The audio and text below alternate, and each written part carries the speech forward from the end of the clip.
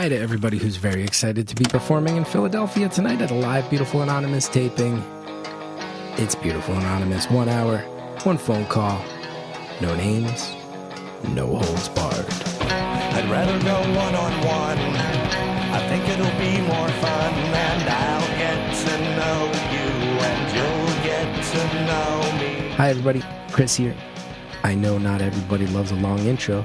Check out the intro if you want to know about my tour dates and how to sign up for Beautiful Anonymous Plus, and most importantly, info on a special screening of a documentary about one of our most meaningful past callers, Whirlpool Galaxy. But if you want to just skip to the phone call, I get it. I totally get it. You're going to want to skip about 8 minutes ahead. That'll put you right towards the beginning of the call. Enjoy it. Thank you. Hi, everybody. It's Chris Gethard, and I'm so happy to welcome you to another episode of Beautiful Anonymous. First things first, I want to plug a very special event. There's a documentary. We've talked about it on the show. It's called Space, Hope, and Charity.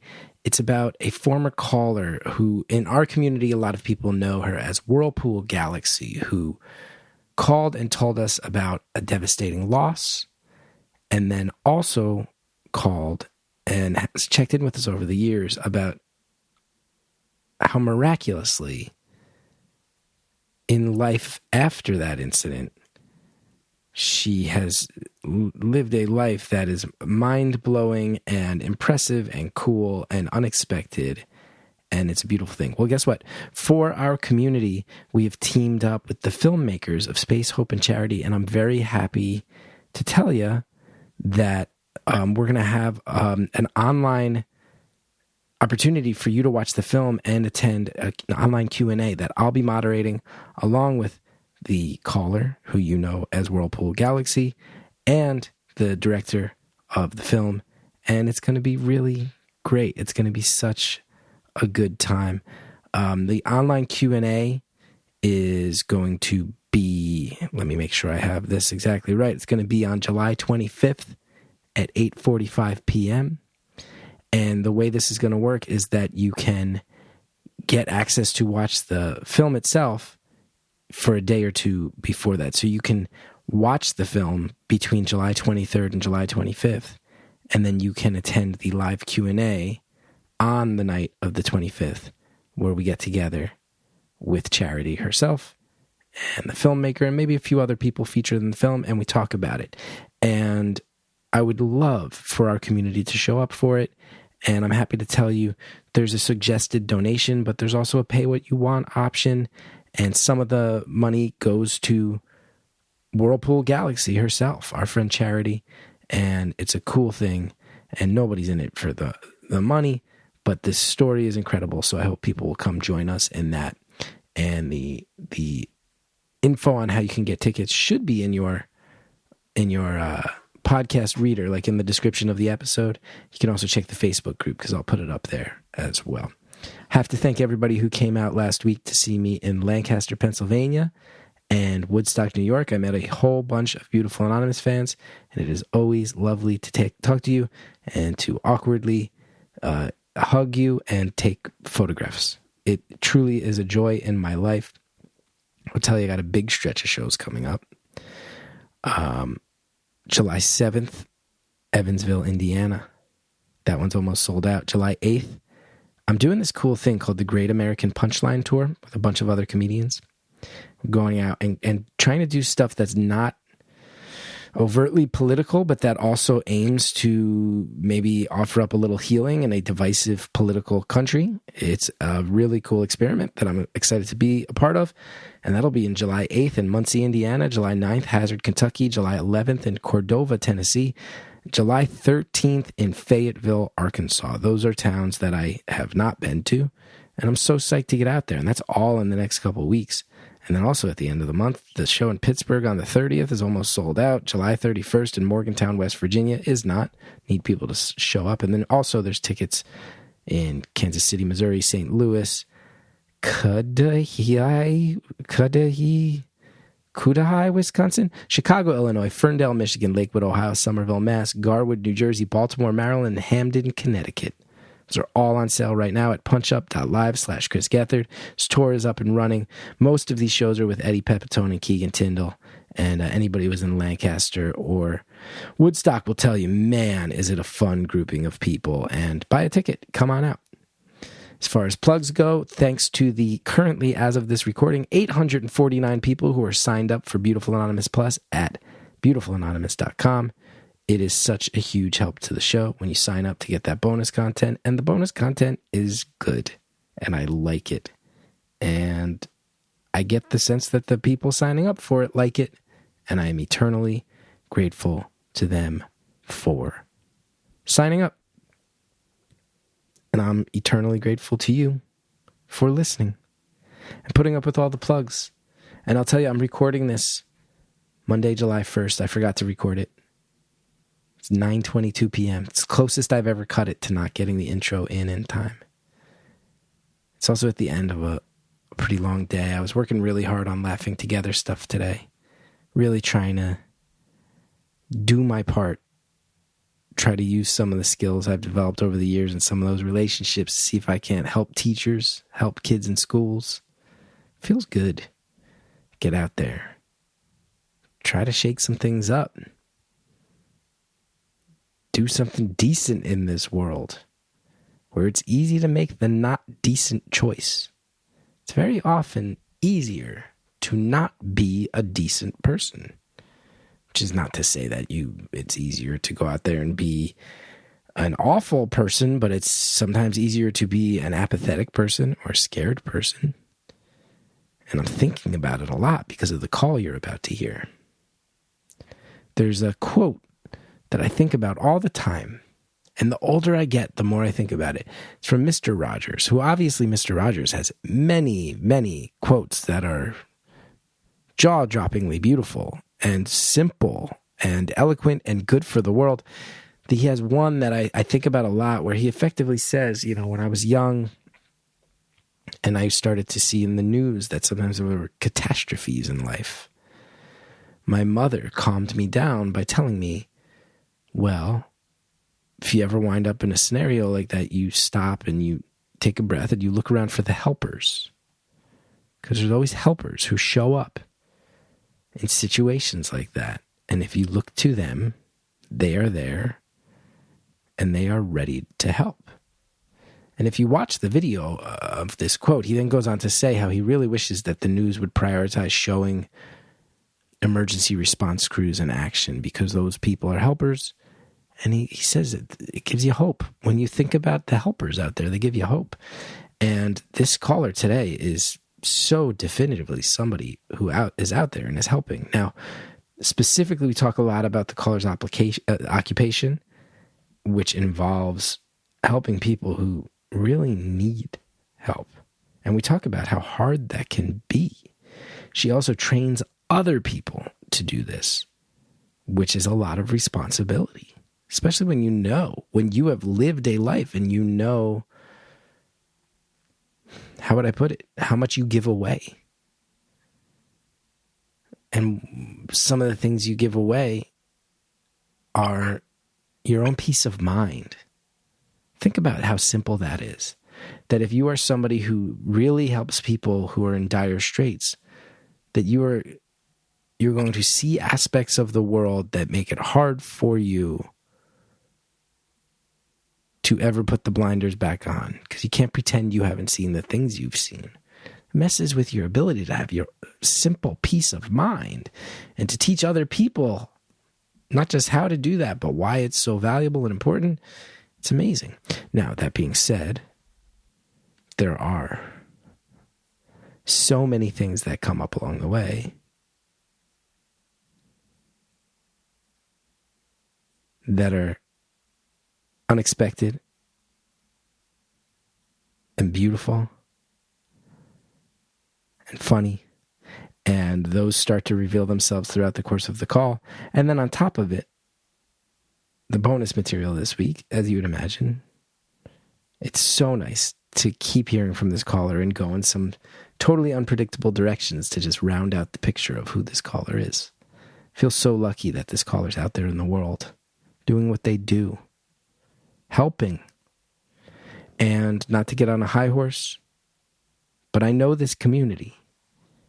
And I get a good sense of the people who still love this show. And I'll just put it out there. Ask yourself, what are you doing to be a helper? Because there's many small ways to contribute out there. And I think that the people who like this show are the types of people who are genuinely interested. And I'll tell you this. I would love if in the feedback to this episode, whether it's on Twitter or in the Facebook group, I would be so thrilled and inspired to hear the ways you help.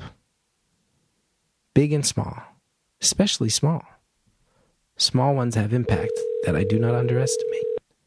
Anyway, enjoy this episode, everybody. Thank you for calling Beautiful Anonymous. A beeping noise will indicate when you are on the show with the host. Hello? Hi. Hi. It's really happening. Everything's happening right now. Everything's happening in this moment. The pressure's on. There is no pressure.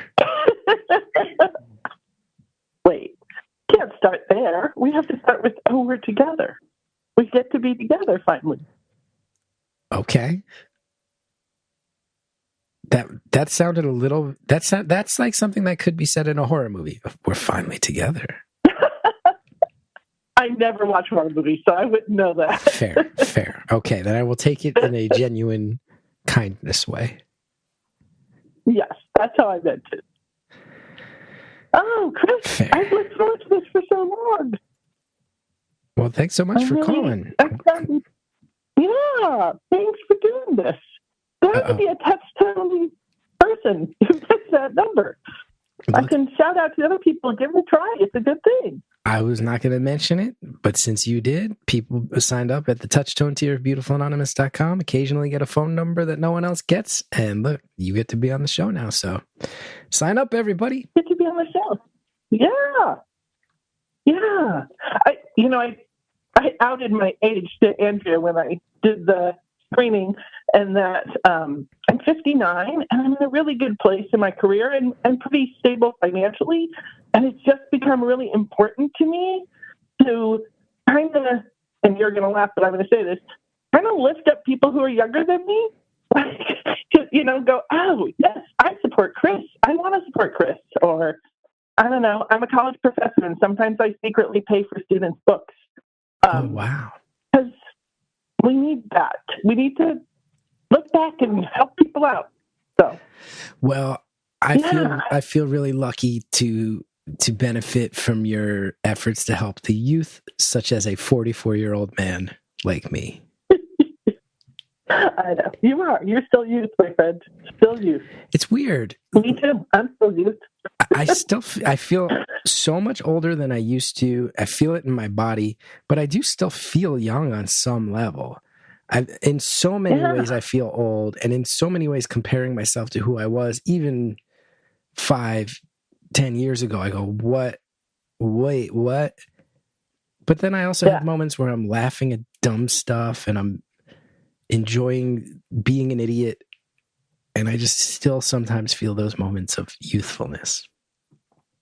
Yeah. I know. I love that. I feel like it shows that you're still growing and you're still appreciating that you get to be alive. I'm definitely still interested in the world. I get joy out of seeing and doing things and meeting people. That part's nice. Yeah. Yeah. Me too. How long have you been a college professor? Well, that's my story. Well, that's one of my stories. But when I was 50, I was helping out in a free clinic, and they said to me, if you get your... Oh, sorry, let me back up. And I was you. When I got my undergraduate degree, I hated it. I couldn't have been more miserable. I was like, I'm out of here, suckers. Goodbye. I've never darkened my doorstep again. And then I worked for 25-something years, and I love my job. And anyways, I was working in this free clinic, and they said, if you get your doctorate, then you could become a professor and we would give you tenure and you would step right in. And I was like, oh, no, thank you. I don't think so. And then they came again and they were like, we really think you could do this and you're a good teacher here in the clinic and why don't you give it a try? And I was like, oh, I got 3 kids and I need to put them through college. I can't be spending money on me going to college. And then they came back again. They said, we'll pay for half. And I went, oh, all right. And so I researched and I found a university that did a post-professional doctorate degree. And it was at, I'll even shout it out, St. Catherine's University. I got a little choked up in Minneapolis. And they have a program for working moms. And I was a working mom. And it healed me. It was the most loving educational environment I have ever been in. And to be 50, my kids were like, one was in college and 2 were in high school at that point. And to sit there and do homework with them at the table and to bitch about tests together and to say, I need somebody to edit this for me with them. And to have my brain challenged and to have my own thing was just transformative for me. I just loved it. Yeah. And to go from that, like when I got my undergraduate degree, I sued my university for discrimination. It was that bad. Wow. And I won. Yeah. So it was like, when I say I was miserable there, I was miserable. So to have this new experience where I was just with these really smart people who thought I was smart too and believed in me and challenged me and talked to me, it was incredible. So I don't know if that will happen in your life, but it was a door I thought I had nailed shut. And then later when it opened, I was glad that I opened it.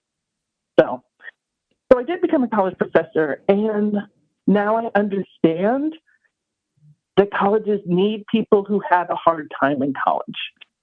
Like I really do connect with the students who are struggling. Yeah. Those are my people, and I try to look out for them, and I try to connect with them and talk to them, and I try to make sure everybody learns the material, but not be rigid about it. My tests are not the end all to be all. I'd much rather have you, go meet a human being and come back and write a paper about it. So, yeah, it's pretty, and I still work in my field, and I'm willing to tell you my field, but I'm worried that you have a little trauma around my field. So well, between you being so pro higher education and now warning me about this, I'm definitely sitting here nervous. What is this field that I have trauma around? I don't know if you have trauma. I just suspect it. I am an occupational therapist. And why would I have trauma why would I have any beef with occupational therapists? Have you ever had occupational therapy? Not to my knowledge. Oh, then great. Okay. I'll be totally honest with you. I'm not even certain. I know that that's a thing, and I'm not certain what it even means. Okay, let's go there. So I'll give you my spiel, my elevator pitch. Occupational therapy is a healthcare profession that assists people in achieving their goals through doing what they want to do. So I work with children, and I have a whole medical background, but I help them meet their developmental milestones. But at other times I've worked with people who had spinal cord injuries and help them, after a catastrophic injury, learn how to be independent in dressing and toileting and bathing and going back to work and driving. And I've worked with people who've had strokes and people who are deaf and hard of hearing, and just helped people get back to what is important in their life. But there have been periods of time in our history where we weren't as client-centered as we are now. And so I had worried when you had once shared about your elbows, I thought, oh no, I hope no OT went in there and tried to make him write perfectly. I can tell you a story that I don't think I've ever told on this show. I don't think I've told this one, but there's been so many episodes, but I think maybe I was traumatized. by an occupational therapist. There's a possibility here. There's a possibility. Let's work it through, Chris. Let's work it through. So, and you'll be able to tell me, I think, if this was an occupational therapist many moons ago. So, when I entered kindergarten, my brother was in third grade, but we moved across town that year, so he and I were both entering the school fresh. That's the first piece of information. This makes sense, right? Yep. So maybe 10 years ago at Christmas, we were at my parents' house. My brother was there. And for some reason that I'm not certain of, I said to my family, I remember this thing from school. It was really weird. I think it really happened. Like, what are you talking about? I was like, I remember one time in kindergarten, these people came to my classroom and they asked me to come with them to the gym. And when I got there, there was like one or two other kids there. And they stood on the edge of the stage in the gym and they had a wiffle ball tied to a string hanging from a wiffle bat. And they asked me to bat it around like a cat. And then I did it for a little bit. And then they sent me back to kindergarten. And my brother was like, are you kidding? The same thing happened to me in third grade. And I was like, and I'm not trying to be facetious here, but one of the kids I was in there with was in a wheelchair and another one was notorious for biting people. And I was like, wait, what? And my brother was like, yeah. And me and my brother both have this thing where we have this physical thing with our elbows and our knees. And he was like, did we get sent to special gym for one day? And I was like, I think looking back on it, we got sent to special gym and we never talked about it. I think you were with an adaptive PE teacher. Adaptive PE. And would have they had names for that back in the day, or would it have just been special gym? Because that's what I thought. But this was also in 1985. Special gym. Yeah. It could have been called special gym, yes. But I don't think you had occupational therapy. That doesn't sound like that. We would have needed to do some writing. We would have actually kind of measured all your joints to see how well they moved and written down things. And we would have done an assessment, even in 1985. Got it. So, got it. That makes sense. Yeah. That makes sense. Yeah. I mean, it's an amazing career. It's really important to be with people at their hardest time and help them see that life will go on and it will be okay. It will be different. It might be hard, but it's going to go on. And I just feel really privileged that I got to have this career in life and that I get to help other people discover it. It's very cool. You're dedicated to helping people. So despite your trepidations that maybe I would have had some butting of heads at some point with an occupational therapist, we're good. And I just mostly am psyched to hear that you help people and also pass on the knowledge you've accrued to teaching other people how to help people, even though it does sound like you did get almost forced back into higher education. They really did say, like, hey, we're going to pay for most of it and go, and it's going to help your career. And at a certain point you go, all right, okay, I guess. Yeah. I think I still see clients now, and, I'm still crawling on the floor with little babies and stuff. But I did, and if they had not brought it up to me about teaching, I don't know that I could still be, doing what I do 40 hours a week. So this has turned out to be so amazing for me to have this, I get to teach, usually 3 days a week. And then I get to go be with kids and the older adults and be with people. And it's been a good life. And when you say that you're not sure if you'd be able to be in it full time anymore, is that just because you see hard things and there's burnout that comes with this job? Yes. And I can say for me, the burnout has never been about the clients. The things that burn me out are systems. The things that burn me out are arguing with insurance companies, or, trying to help somebody access what I know are services they deserve through our healthcare system. They're entitled. Right. Kids under 3 who have delays are entitled to free occupational therapy, speech therapy, physical therapy, and then through the school districts. Again, kids who have needs are entitled until age 21. But, sometimes it's fighting dragons to get that to happen. And that's what burns me out. It's never the people who are doing their best. It's always the systems. Yeah. It's got to be brutal when you're dealing with a kid who needs your help, and you find that all the paperwork is designed to slow down or thwart that help because it's costing someone else money. That's got to be so... I would have to imagine, as you put it like that, I wouldn't be surprised if occupational therapists, if there's if the average length of career is shorter than people would expect because people get so fed up. Wouldn't be shocked.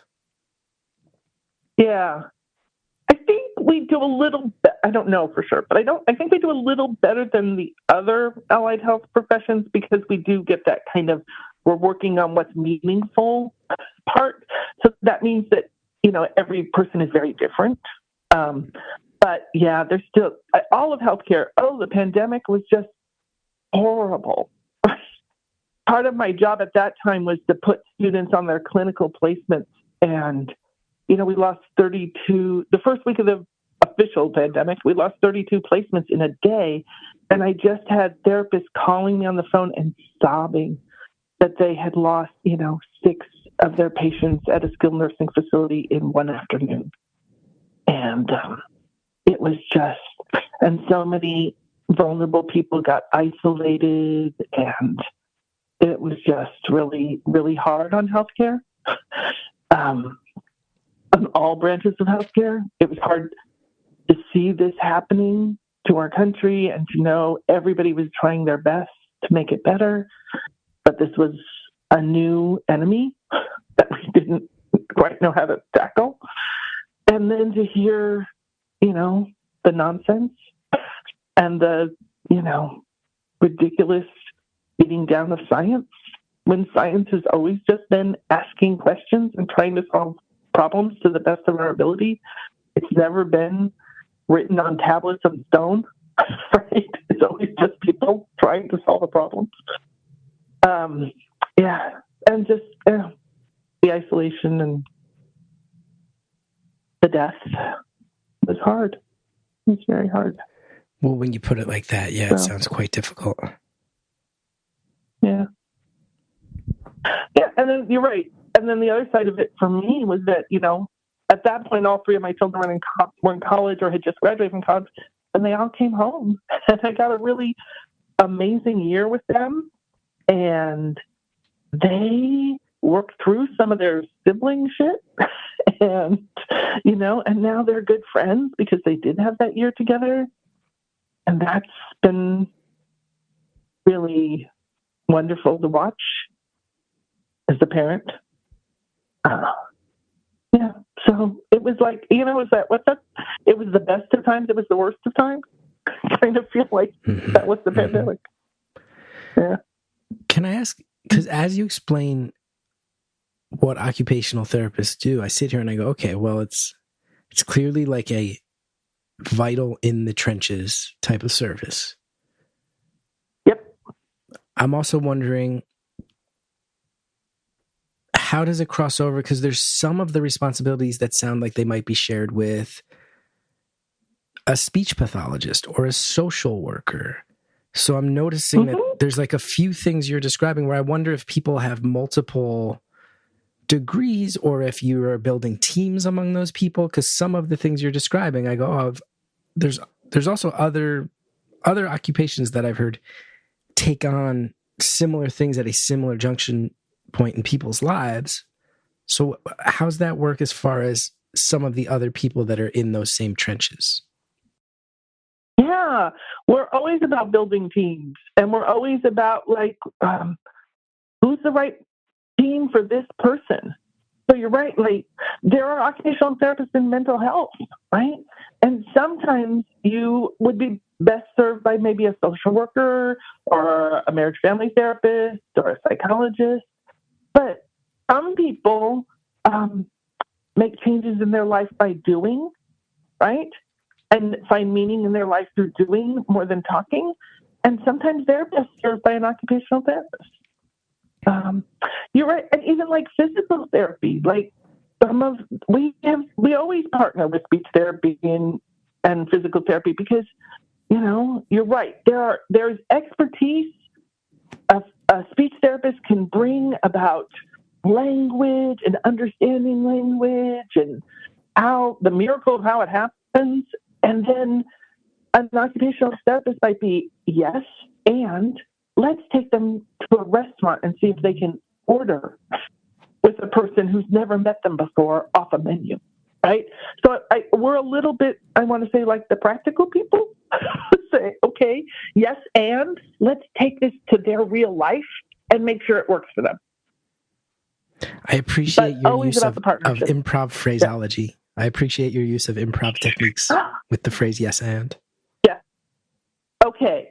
I don't know if you caught it. I got a little choked up when we first got on the phone because you have helped me through some hard times and you didn't know it. See, here I go again. My son is a comedian and he really struggled with depression. Actually, we've been in the same audience, you and I. And through him, he took me once to see Mike Birbiglia, and you were the opener in Santa Cruz, California. This would have been about 10 years ago, 11 years ago. Yeah, and so, when he was, 16, 17, and he got suicidal, and he was struggling with depression and in and out of hospitals, I sat there and I just thought, okay, what can I do to make this kid fucking live in the moment? I need him to live in the moment. And I signed him up for an improv class. And then, he loved it. And he wanted to do that forever. And so then when I was like, what are comedians I should follow? He said, oh, you really liked Chris, who opened for Mike Birbiglia. And so he told me to start listening to Beautiful Anonymous. And I have ever since. Look at that. So, yes, improv is in our world. And is he doing better today? He really is. Every time I see him being more and more himself. Yeah, he's doing really well. He's living and working in LA and, trying to break into an industry that's hard and so having to do a lot of day jobs. but he's doing well. Glad to hear it. I'm glad to hear it. And I'm happy to hear I was some small part of that process. That's very meaningful to me. Yeah. I have two thoughts at the same time. One thought is, I don't know if you would remember that show or not, but I have two sons and a daughter. And in that show in Santa Cruz where you opened for Mike Birbiglia did his nuts in the air routine, where he talks about eating nuts, but somebody was allergic on the plane. And so we had met Birbiglia one other time, and my middle son is allergic to nuts, and he had signed his EpiPen. And so in that Santa Cruz show, Mike starts to say that, nuts in the air, but Sally, that kid's dead. And this is not likely, but I actually shouted from the audience, no, he's not. He's sitting right next to me. Mike stopped the show and talked to us for a few minutes because he had signed our EpiPen. That's and awesome. He had remembered us. That was really fun.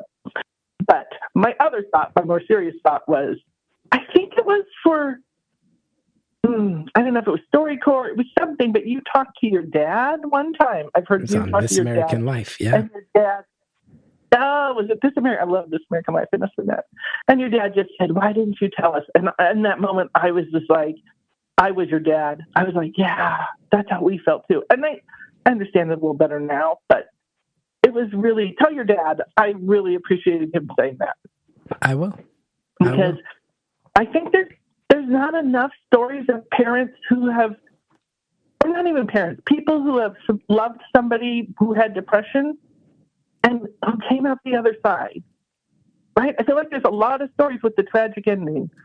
I don't think there's enough stories of people who, get help and get medication. And yes, there's highs and lows and backsliding and forward sliding, but there's a lot of people who are living lives that are important.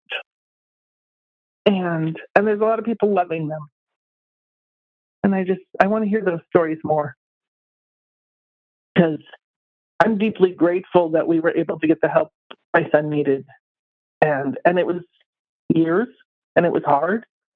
And thank God for medication.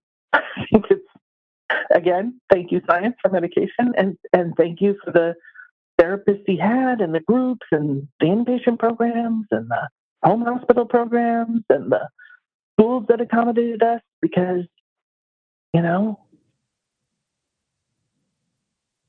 my kids in the world, and the world needs him. And we wouldn't be here if we didn't have that.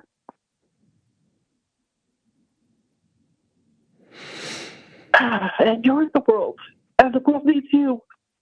And I'm grateful that you have people who support you. Yeah.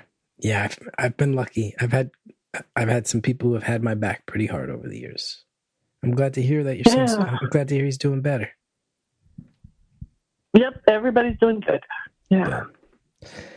Now, but it's hard to see that when you're in the middle of it, right? Oh, of course. But it also explains why you've dedicated so much of your life to trying to help younger people, because you've had to do that in a very real way in your own household. Yep. And it's not surprising that that's a part of your personality that then extends into all these other areas. Yeah. Yeah, something I'm really proud of is that once a year, I put some, strange topic on the syllabus for the lecture for the day, but then I surprise them and I say, hey, 1 in 4 people have been touched by suicide, and this is a very stressful time in your life, and I know that it's very hard. And so I'm going to give you a gift, and the gift is 1 hour of talking to your peers about anything that's not school, and then 2 hours of time to go do something you enjoy. And we hang out for an hour, and everybody just talks and connects, and then I give them time off, and I say, you are forbidden from doing schoolwork. You may only go do something you enjoy. And I don't know. I feel like everybody can do something to help others know they're important. So that's my little thing, and I'm proud of it. We're going to go ahead and pause right there, because that's a pretty lovely sentiment, and one that has me reflecting, and I will take that opportunity to also hear about the many products and services that our fine advertisers bring to you. Listen to the ads, use the promo codes, helps the show when you do. We'll be right back. Very excited to tell you about Delete Me. Delete Me is a service that's crucial. They are also setting the bar for this exact type of service. I have experience with this. I live publicly. And as you know, when your info gets out there, you can be harassed, you can be scammed. Identity theft becomes an issue. People can start to find out things like your address, your parents' address, your phone number, your social security number. You don't want that info out there. You're going to want to protect yourself and get peace of mind with Delete Me. Now, I personally ran into a situation a couple of years back where there was some very intense stuff happening, and I became very nervous about the fact that my personal information was online. And when you start to look into these data brokers, it's wild how much is out there. I signed up for one of the services that aims to get as much as possible removed. Thought they did a pretty good job. That being said, I started using Delete Me. They found dozens of places where my info was accessible that the other services never got to. So I can tell you 100% personally that Delete Me is doing a great job on this. We're talking about phishing attempts. We're talking about your bank accounts getting access. We're talking about your privacy. You don't want it out there. Having that info on the internet is like giving strangers the key to your house. Keep the front door locked. Use Delete Me. I personally recommend it. Delete Me is a service that's out there crushing it. And one of my favorite things about it is they don't just scrub the info and then walk away. It's a service where they will check in on it They will give you reports. They will make sure that this stuff stays offline, which is one of the most important parts. Delete Me finds and removes any personal information you don't want online. They make sure that it stays off. They send you those regular personalized privacy reports. Like I said, they do all the hard work of wiping you and your family's personal info off the web, okay? Making sure that other people aren't there making money selling your personal profile around there. Take control of your data. Keep your private life private. Sign up for Delete Me. Now at a special discount for our listeners. Today, you get 20% off your Delete Me plan when you go to joindeleteme.com/beautiful. Use the promo code beautiful at checkout. The only way to get 20% off is go to joindeleteme.com/beautiful. Enter the code beautiful at checkout. That's joindeleteme.com/beautiful. Code is beautiful. Stories Podcast. What a joy to be able to tell you about Stories Podcast. It's one of the longest running podcasts for kids. It's over 500 episodes there. You can dive right in and find something that's going to work for you and the whole family. And that's one of the things I love the most. As the dad of a 5-year-old, I know sometimes you're on a car ride or sometimes you're trying to get chores done and you want to throw something on. You want it to be something that's going to entertain the kid, but also something that's not going to drive you nuts in the process. Stories Podcast has your back each week. They bring you a family-friendly story that your kids are going to love. There's classic myths out there featuring favorites like Zeus, Thor and Anansi, fun morale fables like The Tortoise and the Hare, classics like Winnie the Pooh, Peter Rabbit, Snow White, Rapunzel. There's also a lot of original stories never before heard. It's a great screen-free way to enjoy family time. There's tight writing, great performances, a lot of silly songs on there. You're going to find that your kids love this and that you can also lock in and enjoy it as well, which, man, that is a high-value item in my life, and I think for a lot of you, yours as well. So look for the Stories Podcast on Apple, Spotify, wherever you get your podcasts. Just search Stories Podcast in your podcast app. Look for the green girl and dragon logo. Thanks again to our advertisers. Now let's get back to the phone call.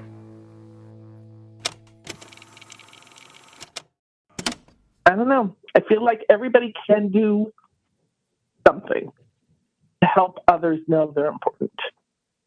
So that's my little thing, and I'm proud of it. Can I ask you a hard question about working with kids? Yes.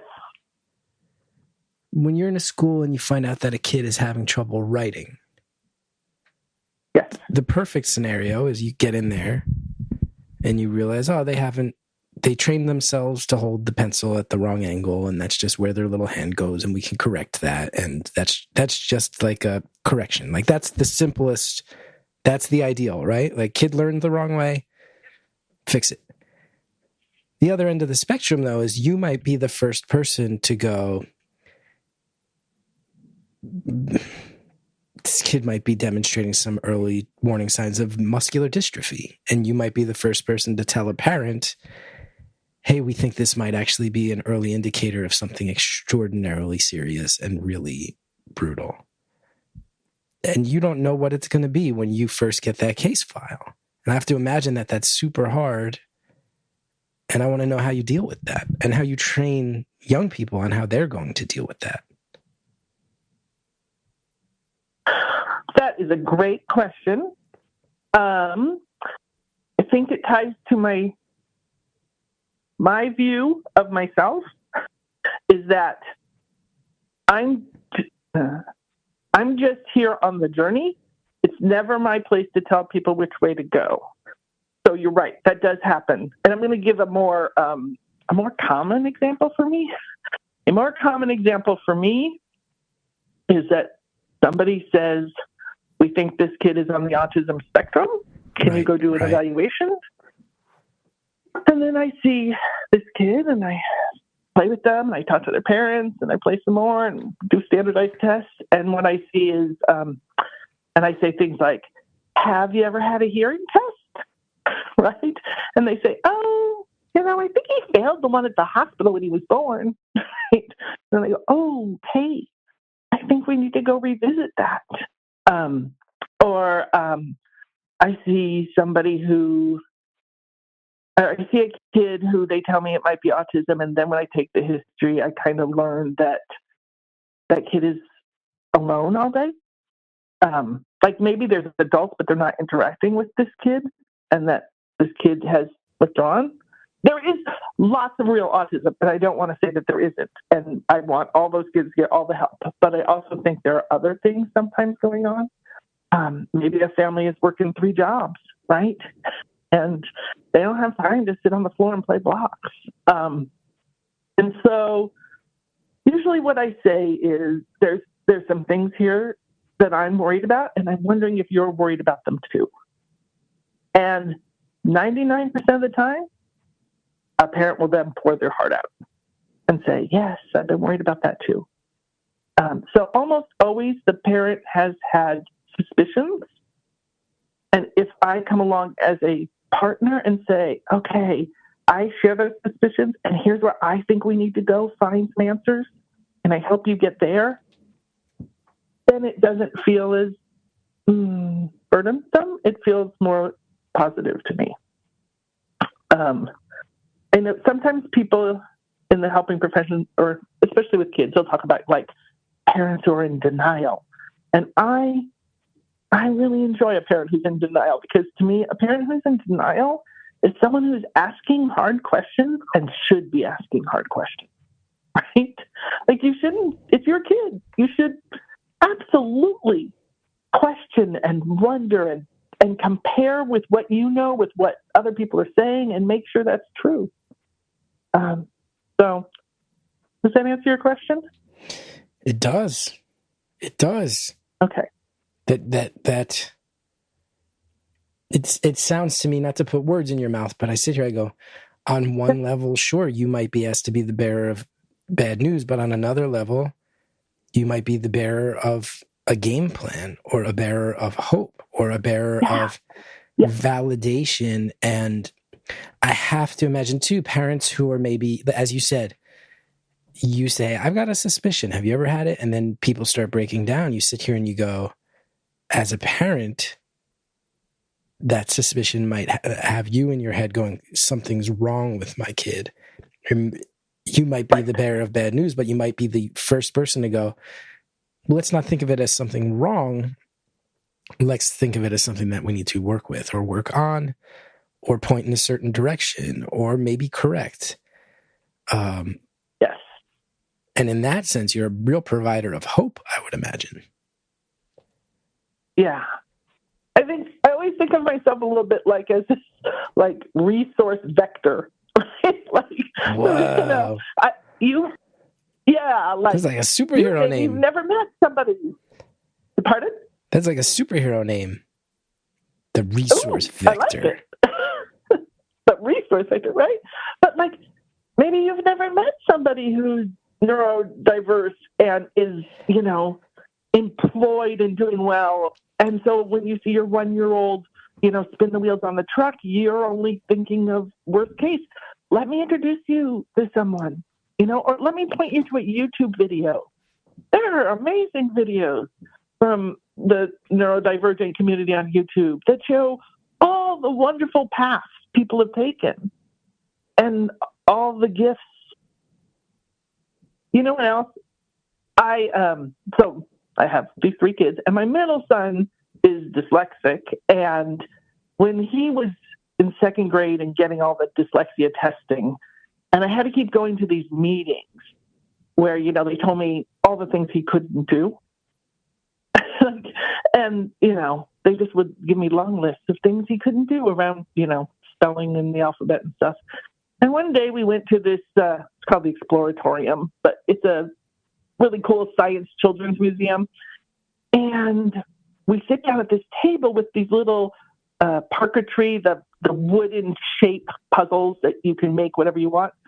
And there's like 8 people at the table, and him and I, and I look around the table after a few minutes, and everybody, including myself, are either making trains or flowers.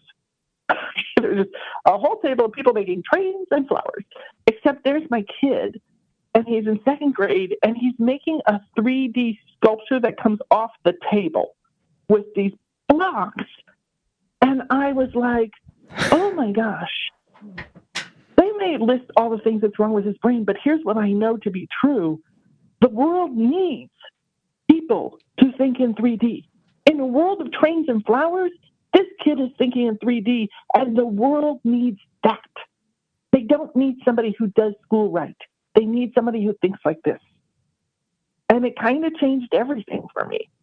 And so I feel that way about, the kids I work with. Like, I don't know what your future holds, but I believe that the world needs your brain exactly as it is. Well, you're the best. That was the best. That was the best answer, and you're the best. That's my response to that. Oh, no. I'm just me. I'm me getting by. Just doing day to day. Now, can I address something you said before? Yes. Because I want your perspective on it, because your perspective is the real one. So you had said before, you started mentioning, like, I'm not saying autism isn't real, but also there's other things. And then you're also beautifully talking about the potential and oftentimes untapped potential of neurodivergent people. So you're seeing it from both angles. But it did remind me, there is this common trend of thought now, and you see it show up at dinner tables. You hear it on comedy stages. I know people going like, we weren't getting diagnosed. Everybody's got ADD now, and everybody's autistic now, and everybody's got gluten allergies now. Where were all these things? Nobody had these things when we grew up. And I just feel like hearing you say what you said before, I sit here and I go, are we overdiagnosing certain things? Are we playing catch up? Is this something that's going to be the same in 10 or 15 years now or are we overcorrecting? Like, I'm wondering what you think of those dialogues, not necessarily about gluten allergies, but certainly I'm sure you see a lot of ADD, ADHD, discussion of being on the spectrum. And I'm wondering what you think about this dialogue of people who go, we weren't talking about all this stuff back then. And it's like, well, I don't know, maybe we are talking about it too much now. I don't know, but I feel like you might know. I have some theories and thoughts. I think actually the gluten allergy does apply. Okay. I have that kid with, I think I have the kid with the, anaphylaxis to tree nuts and shellfish. And I did get, when he was first diagnosed, I did get a lot of people saying that to me. And I ended up learning to say, to tell me this, to, people who are over 65, 75, I would say, was there ever a time when you were a kid where some other kid just died and nobody knew why? And every time they said yes. And I said, that was an allergy. Oh, jeez. Okay? Jeez. Those kids just died. Yeah. Oh, I hate to laugh, but I've never thought about it like that. You're like, oh, right, your generation also has all these stories of like, and then the kid down the block, they found him in a ditch. Yeah. Oh, jeez. Yeah, and then, and when I think like, okay, it definitely, ADHD is real and people live with it and stuff, but I also see that like our world is overstimulating, right? Like I see, little kids in Target, and if you kind of like step back and you look at grocery stores in Target, they're full of advertising and color and noises over the loudspeaker and beeping of the machines. And of course our brains are struggling with that. And so I guess how we understand it is to give these things labels, but it's not the people, it's the world. It's the demands that we're putting on ourselves that are making us struggle. And when our whole educational system, was built to make good factory workers, I mean, at this point, I'm like, yay for the people who buck the system, who don't want to be good factory workers. And yep, I know you're going to put labels on that. But again, the world needs people who think differently. We're not going to get through thinking the same. You are right that we have in many areas just built day-to-day life into almost a casino. Like there's bells and there's buzzers and things are spinning and lights are going off. And everywhere you turn, there's stimulation.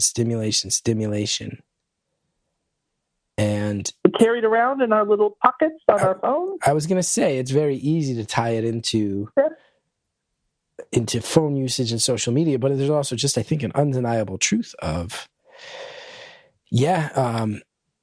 like we are constantly from the start craving dopamine, finding dopamine, building from childhood lives that chase dopamine and adrenaline. Yep. It's probably not going to end well. That's not going to end well. Yeah. Well, I don't know. I'm believing in the different thinkers. For sure. We need I'm them. hoping. Yeah. Yeah. But, even 100 years ago, like, people would have gotten up and done work. They would have carried, buckets of water, or they would have had to walk to an outhouse or something. They wouldn't have immediately, like, rolled over and looked at a phone or an iPad. And so, our bodies need to move. I will tell you, challenged. and you will probably know so much more about this than me, but I just read this really fascinating thing about how one of the ways you can track differences in generations, it's not just about what year someone was born, it's about what lifestyle they were living. And that's how you know when one generation ends and the other's beginning. And one of the ways that you can track generational shifts is people's relationship with leisure and leisure activities. And that you look back at certain generations where, if you needed to take a bath and do laundry, you had to go cart water, and a big chunk of your day was about getting the water to your house so you could do those basic things. And you probably did those things less often. And then if you are in a generation that grows up with plumbing that makes it easy to take a shower or have an automatic washing machine, not only is that a marked difference generationally in how you're living, but it's also representative of how all that time that used to be for manual labor is now yours to do what you wish with. And that effectively every generational shift is also marked by technology giving you more time and more ways to access pleasure and leisure activities. And I found that really, really interesting. Really interesting. Yeah, me too. And it's funny, now it ties back to occupational therapy, because one of our big things is that when we talk about, getting people back to doing what's meaningful for them, we value leisure as much as we value taking a shower. Like, to us, those are equally important things to help people with, right? Because your life isn't just doing chores. Now, in modern life, your life is whatever it is you enjoy, doing improv, or, I'd like to play the marimba. Those are the big two for most people. I would say the big two leisure activities for most people are improv comedy and the marimba. Those are also my first go-tos when I'm listing leisure activities. Yep, 100%. If it ain't improv, if I ain't doing improv, I'm pounding that marimba. Yes. Is a marimba a percussion instrument? Yes, it is. Yes, then pounding is fair. Oh, look at that. It's like a big glockenspiel type thing. Yeah. Number 1, improv. Number 2, marimba. Number 3. Yep. What's our next esoteric thing? Typewriter restoration. Typewriter restoration. Perfect. Everybody's, I think a lot of people are really placing big bets on the return of typewriters as our preferred. I think so too. I think everybody's been predicting that one for a while. Typewriters are where it's headed. I mean, Tom Hanks told us. So fun. Yeah. So do you see the generation in terms of leisure, between you and Cal? Absolutely. In so many ways. and ways that I think about a lot, and ways that I talk about a lot, and ways that I bet you think about a lot as well, because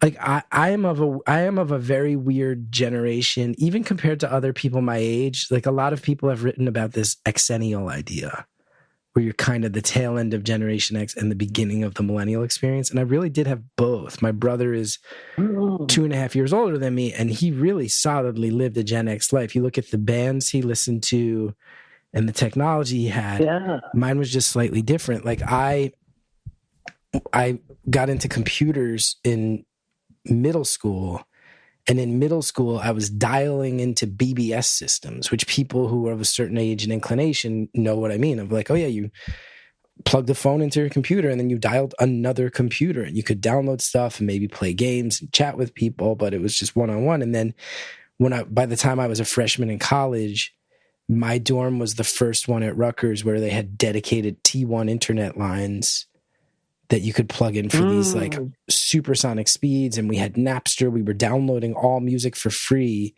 And that's from when I was, that's like a 6-year gap from when I was 12 to when I was 18. Right. So the technology moved fast. And you know what I think about with Cal a lot is there's this weird dialogue I have about growing up in the 80s and the early 90s, where I sit here and I go, man, like, there was a kid in my neighborhood when we moved here who was legendary for kind of like roaming around the neighborhood. And everybody was concerned and saying like, oh, he's too young, this kid. He's always getting away from his parents and they don't know where he is. He's riding a bike and then you'll see his parents come by and go, do you know where he is?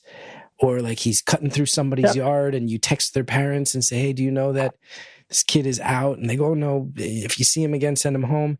And I sit here and I go, our whole neighborhood was worried about that.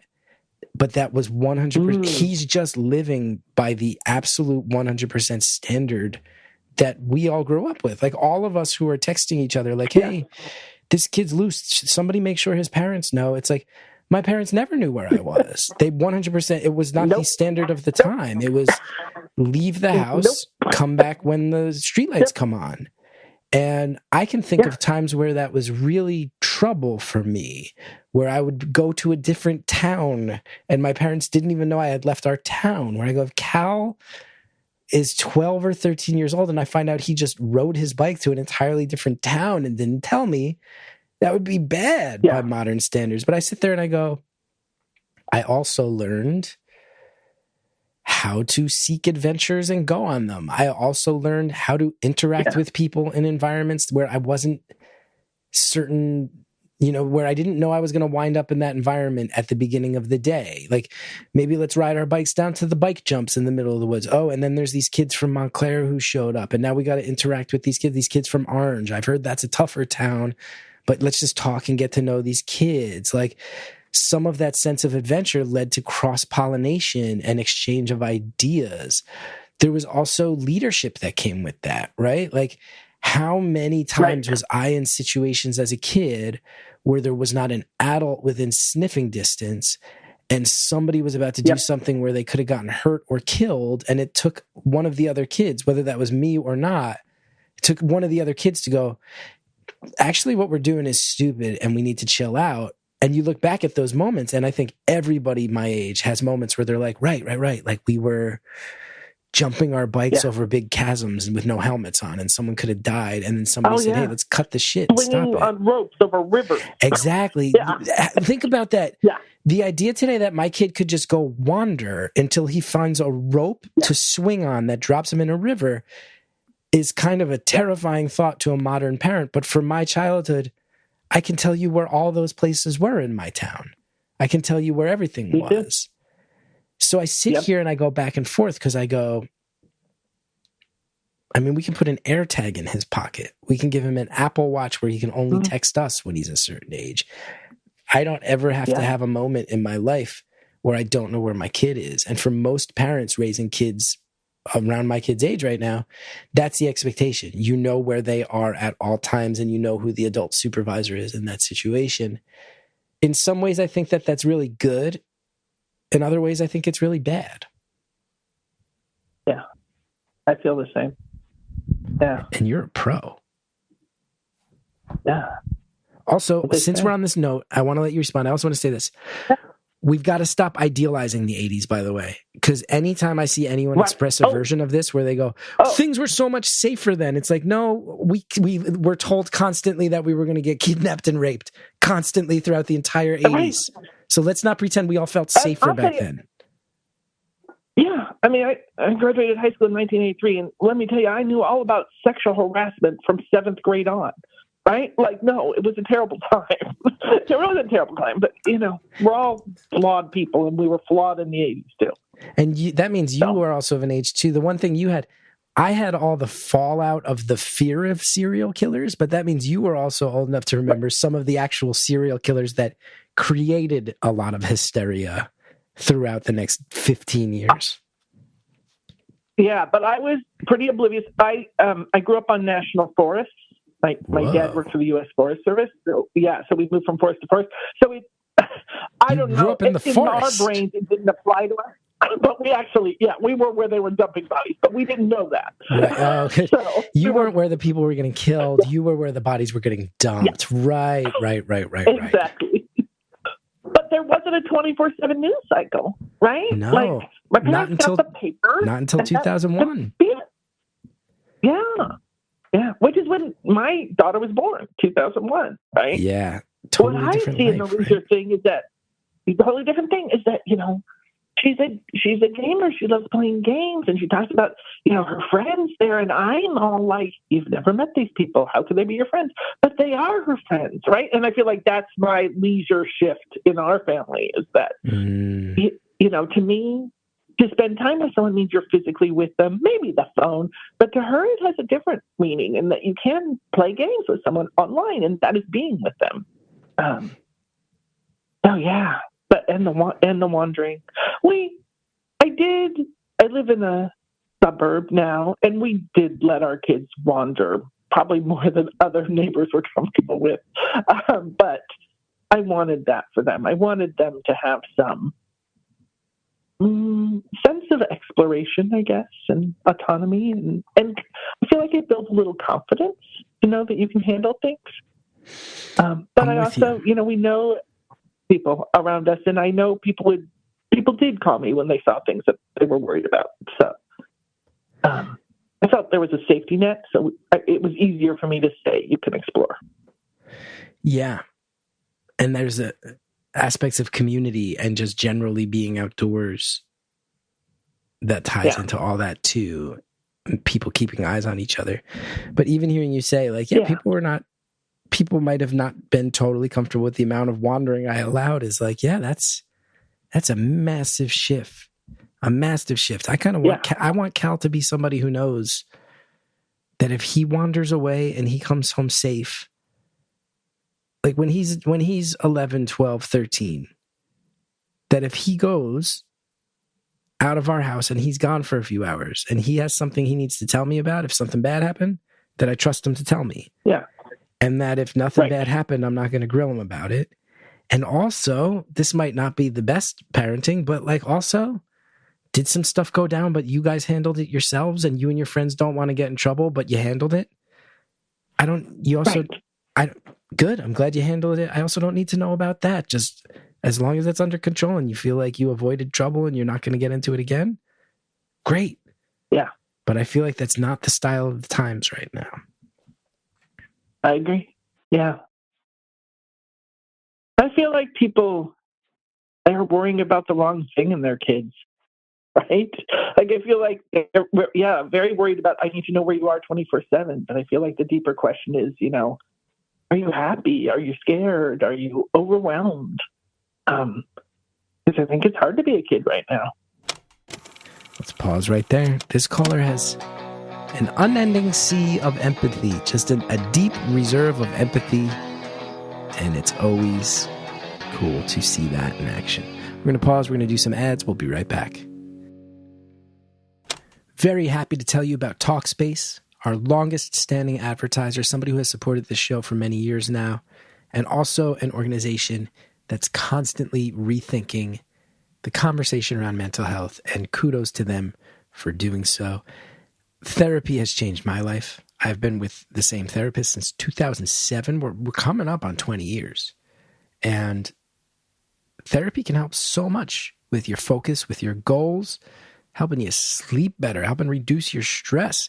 But things like accessibility, affordability, they're not always easy. It can be really challenging to find a therapist that's a good fit. It can be discouraging when you don't. Talkspace makes that process really streamlined, really simple, and allows you to get to your therapist quickly. And then once you have that relationship established, you can communicate in all sorts of ways. You can even text your therapist so that you feel like you're getting things on record as they're happening. Man, that is so different than years ago when I was first entering therapy. Let's talk about affordability, because therapy can be costly, but Talkspace is very affordable. It's also in network with most insurance providers. Talkspace is the leading virtual therapy provider. They make getting the help you need easy and accessible, and like I said, affordable. Talkspace therapy and psychiatry are covered by most insurance plans and employers. Most insured members pay a copay of $30 or less. You can sign up online and get paired with a provider that's a right fit for your needs. That usually happens within 48 hours. So if you're in that moment of crisis where you're like, I really need a therapist and now's the time to do it and I don't want to find another excuse not to, man, do they work hard to make sure you're linking up with someone good and making it happen quickly so you can feel that safety net in action. And also, if it proves that it's not the best fit, you can switch providers at no extra cost. You can also, it's so convenient. You can take your appointments while you're on a walk in the neighborhood. You can do them from home. You don't have to worry about travel time and rearranging work time. You can make it work around your schedule. And there's personalized treatment out there for individuals, for couples, LGBTQIA plus focused therapists. There's people who are specialists for veterans, for teens. Talkspace is really covering every base and doing a great job. And as a listener of this podcast, you'll get $80 off your first month with Talkspace when you go to Talkspace.com/beautiful and enter the promo code SPACE80. To match with a licensed therapist today, go to Talkspace.com/beautiful, enter the promo code SPACE80. You'll get $80 off your first month and show your support for the show. That's Talkspace.com/beautiful. The promo code is SPACE80. Thank you again to all of our advertisers. Now let's go ahead and let's finish off the phone call.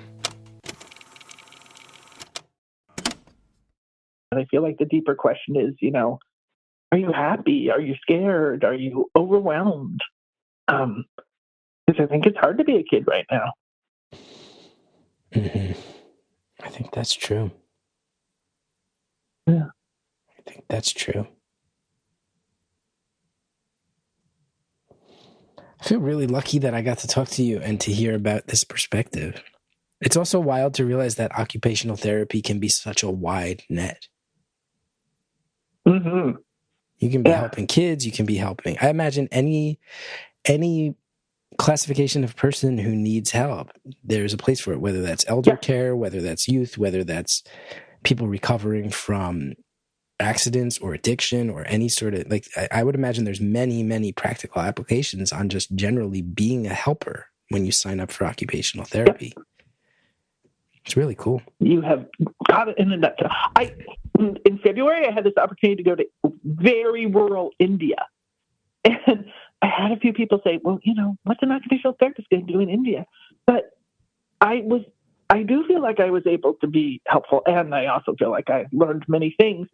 But, people kept coming to us with neck pain and we were trying to figure it out. And then we're leaving one day and I see everybody carrying big baskets of water on their head. And I was like, neck pain, baskets on head. We need to find a way that they can carry the water, not on their head, right? And that's the occupational therapy perspective in me. Okay, this is their life. This is what they need to do. How can we make it work for their body? I'm not trying to be condescending in any way, nor judge people of a different culture. But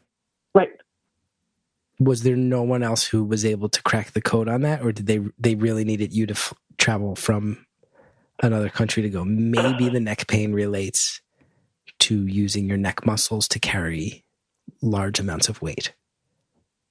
I'm really not trying to be an asshole in saying that, but it sounds to me like someone should have figured that out. Yeah, I was giving a very simplified example. There you but go. also, it actually is true that sometimes I do feel like I am the purveyor of common sense.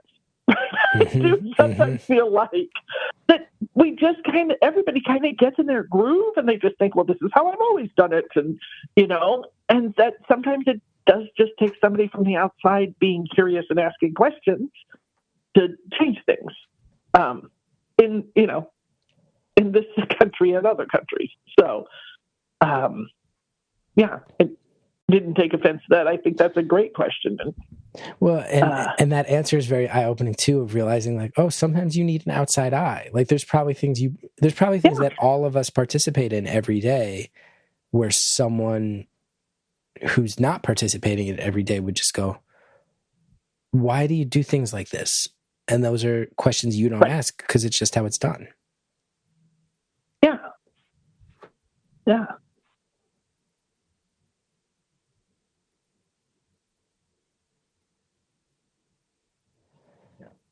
And I think, because we all kind of grow up only being ourselves, right?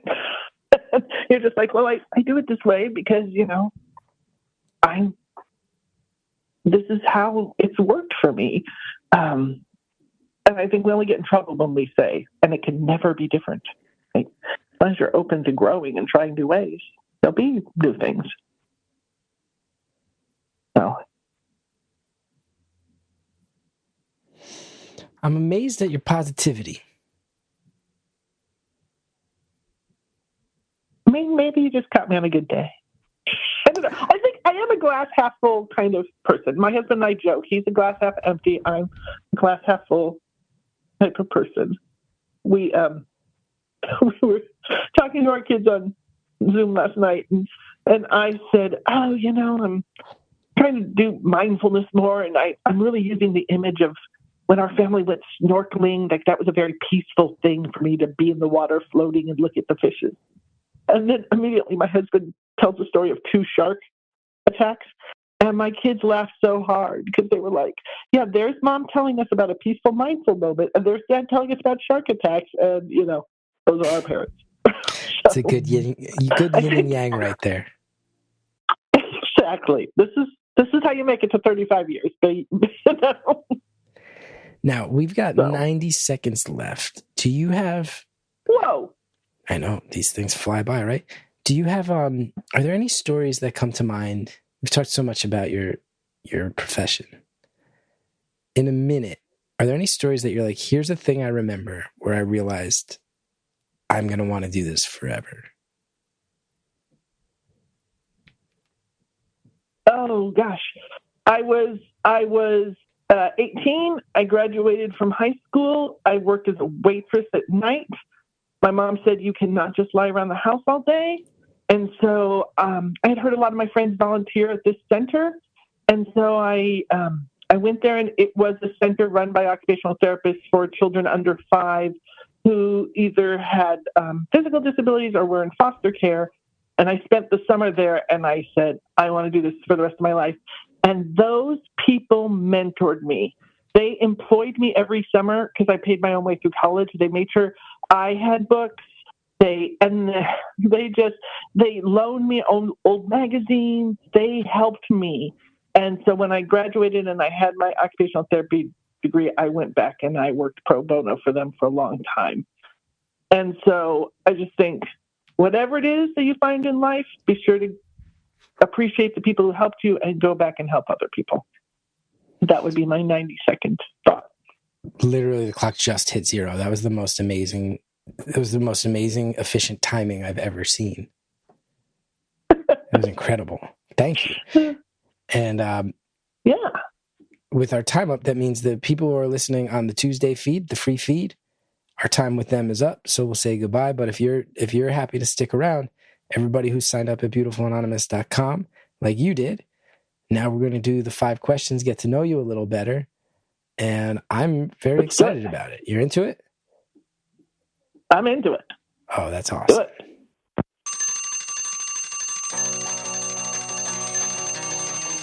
Caller, so sincerely, thank you so much. That one kept twisting and turning in ways I did not expect. It was funny, even though it was at times not funny. You are quite a charming person, and we are lucky to have you out there helping others. Thank you. And thanks to our producer, the High Priestess Andrea Quinn. Thank you to Shell Shag for the theme music. Go to punchup.live/Chris Gethard if you want to know more about my tour dates. I'm going all over the country this summer. Love to see you. The voicemail number is 973-306-4676. The Instagram is Beautiful Anonymous Pod. You can join the Facebook group at Beautiful Anonymous, the community. Thanks so much.